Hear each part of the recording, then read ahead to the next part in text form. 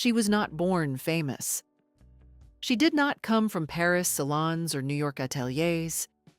Evelyn Tripp was born in 1927 in a small town called Flat River, Missouri, a place so modest it almost resists mythology. Her father worked in the lead mines. Her mother raised the children. There were no silk gowns or makeup mirrors in her childhood, only the silence of the rural American South and the slow heartbeat of a country between wars. And yet, something about Evelyn's face, its calm geometry, its soft power, seemed destined to be seen. She was tall, classically poised, with a smile that was both reserved and generous, a balance that only the truly elegant can strike. She was discovered not on stage or in a beauty contest, but while shopping at a department store in Washington, D.C. A fashion illustrator noticed her, and the path of her life changed in a single glance. That moment, a chance, a coincidence, was the quiet beginning of one of the most influential modeling careers in American fashion history. When Evelyn entered the modeling world in the late 1940s, fashion itself was undergoing a metamorphosis. The war had ended. Dior's new look had arrived in 1947 with its wasp waists and full skirts, reclaiming femininity after years of rationed fabric and utility wear. Women, many of whom had taken on wartime jobs, were being reintroduced to softness, sometimes willingly, sometimes reluctantly. Evelyn Tripp embodied that return, but she carried something different too. A grounded dignity that made her more than a mannequin. She was not an ornament. She was a mirror of what American women wanted to become: elegant but capable, beautiful but intelligent, glamorous but never inaccessible. Her rise was steady and assured. She appeared on over 40 covers of Vogue and countless editorials in Harper's Bazaar and other major fashion publications throughout the 1950s. She became one of the most photographed models of her time. Her face was a favorite of Erwin Blumenfeld, whose high contrast, almost surreal portraits turned her into a living sculpture of post-war modernity. Irving Penn captured her quiet tension, Richard Avedon her fleeting softness, and Louise Dahl-Wolfe her perfect American serenity.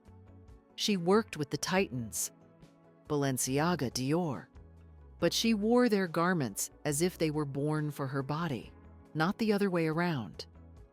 She didn't just present fashion, she gave it a soul. And what made her unforgettable was this: Evelyn never sought to dominate the camera.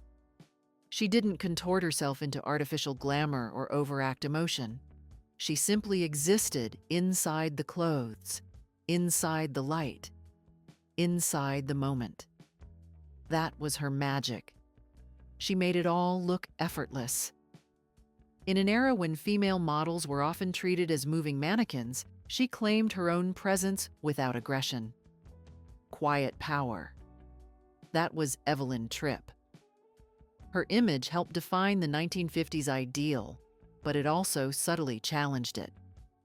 While the era was obsessed with the perfect housewife, Evelyn's portrait suggested another possibility: that grace could be a form of independence, that femininity didn't mean fragility.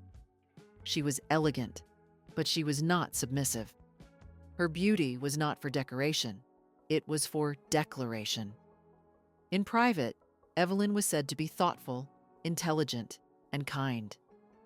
She married Bill Camp, and unlike many of her peers, she did not chase the cinema or scandal. She kept her personal life protected, almost sacred. This too was a kind of strength. While the fashion world changed rapidly, moving toward the edginess of the 1960s, the mod girls, the rise of Twiggy, and the fall of the hourglass, Evelyn stepped away gracefully. She left the stage without a scandal, without a fall. Her legacy was complete before she turned 40. She passed away in 1995, Her name no longer is commonly spoken, but her images still quietly echoing through fashion archives, coffee table books, and museum walls. Her beauty feels timeless because it was never trendy. It didn't scream, it lingered. It looked directly into the lens and said, "I am here." Not to dazzle you, but to remind you of what grace looks like when it's real. In many ways, Evelyn Tripp was the unsung heroine of post-war American fashion. She didn't reinvent herself every season. She didn't shock. She didn't scandalize. But she set a standard. Her photographs still feel like lessons in restraint, in balance, in the kind of femininity that does not shrink to please nor shout to be heard. She stood for an ideal that feels lost today, the idea that mystery can be more powerful than exposure, that elegance doesn't need explanation, and that sometimes the most radical thing a woman can do is to remain fully, quietly, completely herself. Evelyn Tripp didn't just model clothes. She modeled a way of being. And in doing so, she became not just part of American culture, but one of its quiet architects.